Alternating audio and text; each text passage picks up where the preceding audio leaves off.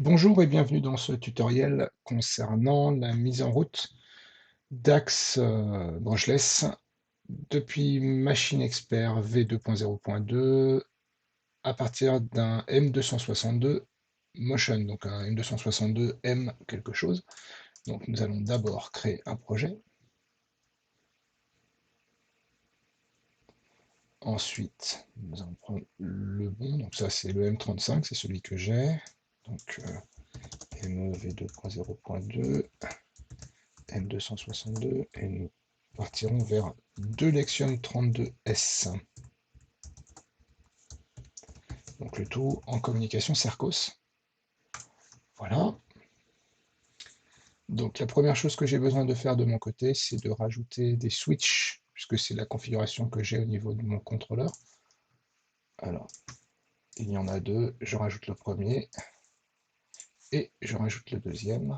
Le deuxième, donc celui-ci étant le switch le plus à gauche.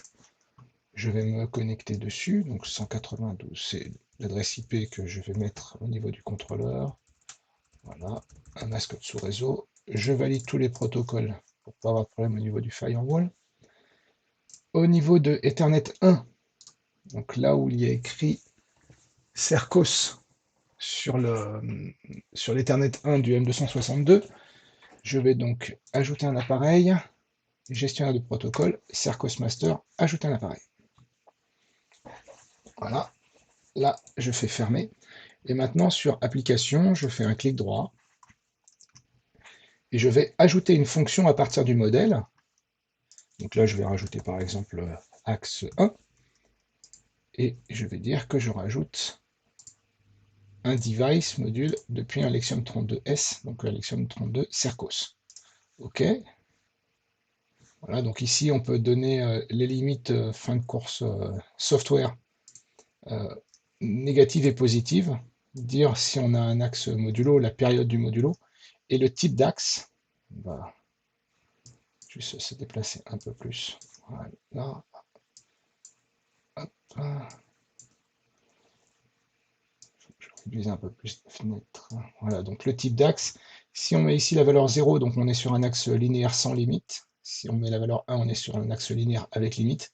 Et la valeur 2, on est sur un axe avec modulo. C'est-à-dire que quand on a fait un tour machine, pas un tour moteur, hein, un tour machine, on revient à 0. Voilà. Donc là, on va rester sur un axe type modulo, avec un modulo à 360 degrés, par exemple. Je fais OK. Voilà, donc on voit qu'ici, l'équipement est en train d'être créé. En bas, et puis là, on voit qu'un voilà, donc un dossier a été créé avec une GVL associée, avec plein de variables, un programme avec un premier cycle avec une initialisation, une action qui est ici, et il y a également une visu complète, accessible, voilà, pour aller directement commander l'axe au besoin. Alors, toutes les blocs fonctions ne sont pas ajoutés, hein. Il y a au moins le strict minimum pour commencer à faire bouger un axe, donc MC Power pour mettre en run, MC Reset pour resetter les défauts, Set Position pour écrire la position, pour écrire la valeur de la position actuelle que l'on veut, MC Home pour faire du homing, MC Stop pour arrêter l'axe, MC Alt pour arrêter l'axe mais avec une courbe de décélération différente, Move Velocity donc pour faire un mouvement en vitesse, Move Relative pour faire un mouvement relatif, et Move Absolute pour faire un mouvement absolu. Voilà, donc je vais rajouter un deuxième axe, donc ajouter une fonction à partir du template, on va l'appeler axe 2, voilà. Je prends exactement le même module, voilà, je remets la même limite, 360 degrés, et OK. Et donc là, on va se rendre compte qu'on a un axe 2 qui va être créé, voilà, avec toute la même chose, sauf que bien sûr, c'est dans une GVL axe 2. Voilà, on a aussi une visu qui est créée. Maintenant, on peut lier ici un objet qui va nous permettre de savoir l'état dans lequel se trouve l'axe pendant qu'on est connecté avec Machine Expert. Donc on va faire objet de conception de mouvement. Voilà. Donc là, on peut laisser ça par défaut, on rajoute axe 2, axe 1, pardon, à la rigueur. Et l'instance cible, on va mettre ici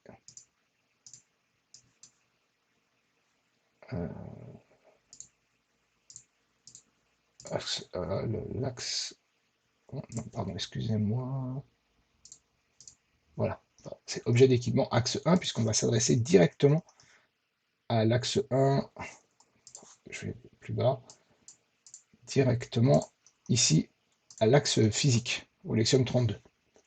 Donc, je rajoute un deuxième élément, un deuxième objet identique, objet de conception de mouvement, axe 2, et objet d'équipement, axe 2. OK. L'avantage ici, c'est qu'on verra donc la configuration, on retrouvera quelques informations, la position du mètre, enfin d'un mètre s'il y en avait un, de l'axe en lui-même. Ici, l'état de l'axe, si on est à l'arrêt, désactivé, en erreur, si on est dans un mode de motion, mais est-ce qu'on est en mode discret, c'est un mode standard, les fonctions que nous avons vues précédemment, move velocity, move absolute et move relative. Le continuous motion, c'est quand nous sommes sur un move velocity en mode vitesse, et le synchronized motion, c'est quand on est sur une cam ou sur un gear. Voilà, homing, et puis stopping quand on demande un arrêt. Voilà, donc maintenant, nous allons nous connecter au contrôleur. Donc, je double-clique sur My Controller. Je sélectionne le contrôleur. Je m'y connecte. Alt F. Oui.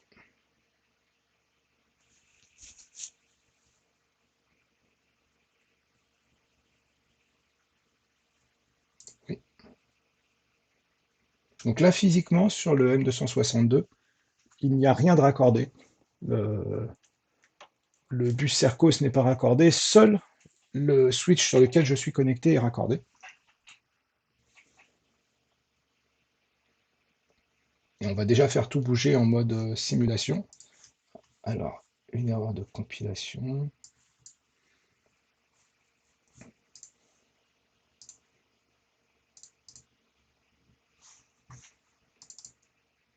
Ok, donc là je vois qu'il y a des erreurs d'adresse topologique. Donc c'est que l'axe 1 est enregistré en 1, donc ça tout va bien, mais l'axe 2 est aussi enregistré en 2, donc on va juste forcer en mode 2. Voilà, et on va aussi mettre l'axe en mode, non pas opératoire, mais en mode simulé. Le but étant de voir, je vais faire ça sur les deux axes, déjà en mode rien n'est connecté sur le contrôleur pour l'instant. Voilà, donc je me reconnecte, je fais oui. La compilation est en cours. La génération du projet également. Voilà. Donc là, le transfert est en cours.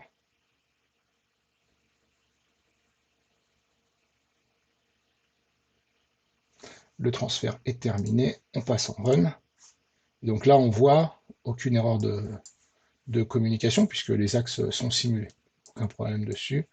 Tout va bien, tout est vert. Si je vais sur l'axe 1, alors, je vais dézoomer un tout petit peu, voilà. Je vais déjà passer en power. Donc là, on voit le standstill qui est ici. Et si on regarde l'axe, alors je vais essayer d'avoir un petit peu tout le monde en même temps. Voilà. Puis la visu, on va aussi la passer comme ça. Je vais l'agrandir. Voilà.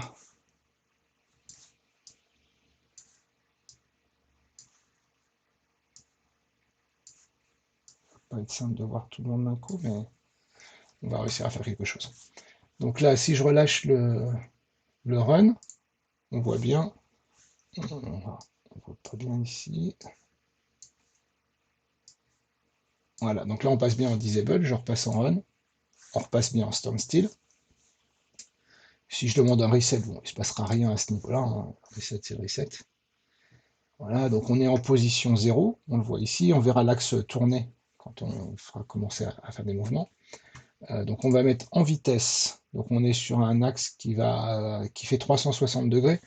Donc ce que je vais demander 45 degrés par seconde, en accélérant à 45 degrés par seconde carré. Voilà, et je vais faire une demande de mouvement. Donc là je suis bien en mode en continuous motion, et on est bien en train de tourner, et on voit l'axe qui tourne et la vitesse qui est écrite. Voilà, si je Je repars comme ça et que je mets moins 45. Et je refais commande. Voilà. Là, on voit l'axe décélérer, puis il est reparti dans l'autre sens.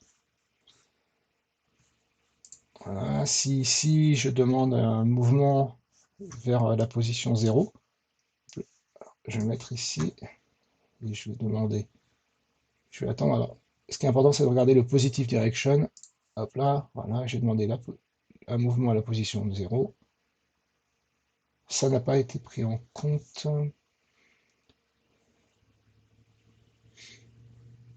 Parce que j'ai pas le droit de le faire comme ça. Il faut que je fasse d'abord une commande de stop. Alors, il faut que j'écrive une décélération.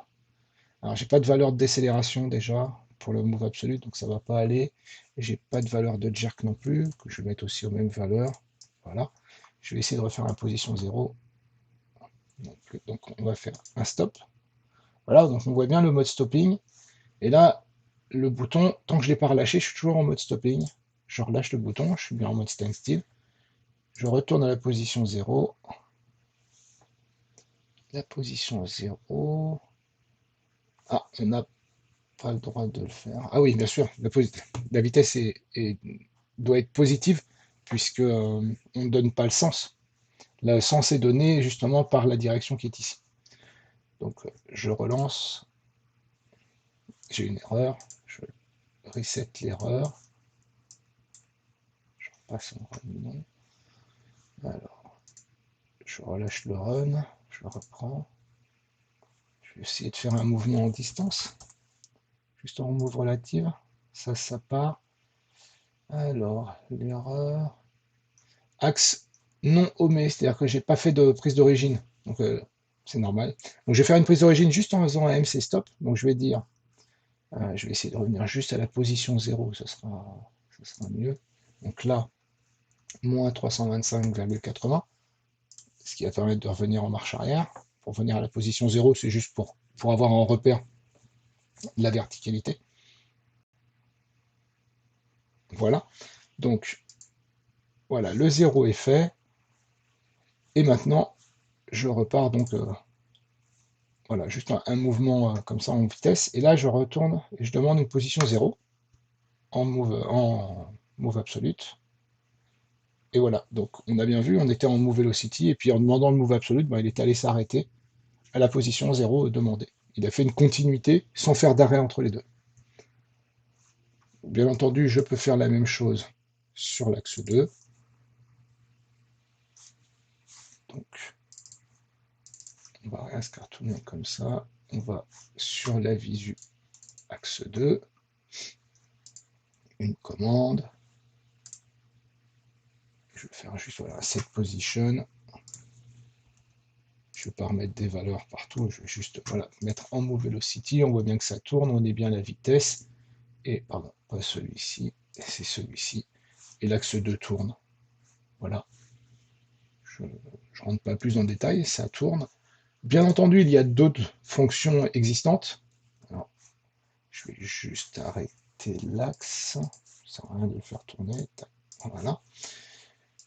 Les autres fonctions possibles au niveau mouvement, donc elles sont disponibles dans la librairie PLC Open Part 1, voilà, et dans PLC Open Motion, donc single axis et multi-axis. Donc on a vu Alt, Home, Move Absolute, Move Relative, Move Velocity, Power, Reset, Set Position, Stop. Il y a aussi la fonction de Torque Control, donc pour faire du contrôle de couple. Touch Probe, c'est pour aller récupérer la position de l'axe à un instant T particulier, par exemple sur un capteur qui vient sur une entrée du variateur. Move superimpose, des moves additifs, c'est pour faire des mouvements supplémentaires en fonction d'un mouvement qui existe déjà en cours, qui est déjà en cours, pardon, sur le moteur. Et après, donc pour finir, MC Camin pour être en cam, MC Gearing pour être en gear, et MC Phasing Absolute, c'est quand on veut faire un déphasage. On est déjà sur un mouvement en cours, et on va faire un déphasage sur ce mouvement-là, sans ajouter vraiment une valeur. On ajoute, en déphasant la valeur de là où on se trouve. Voilà, les visus. Donc ici, on retrouve les blocs qu'on a vus tout à l'heure. Donc bien sûr, tout est complètement éditable. Donc, là, par exemple, le Camin est ici. Je me déconnecte. On peut voir que la visu que nous avions vu tout à l'heure. Ici, c'est un élément qui se déplace complètement, donc on peut en rajouter, on peut faire ce qu'on veut à ces éléments déjà existants dans les objets fournis. Voilà, ce tutoriel est maintenant terminé. Le prochain tutoriel verra la mise en place directement avec les axes physiques, directement sur les variateurs. On va se connecter directement sur les variateurs. Voilà, le tutoriel est maintenant terminé.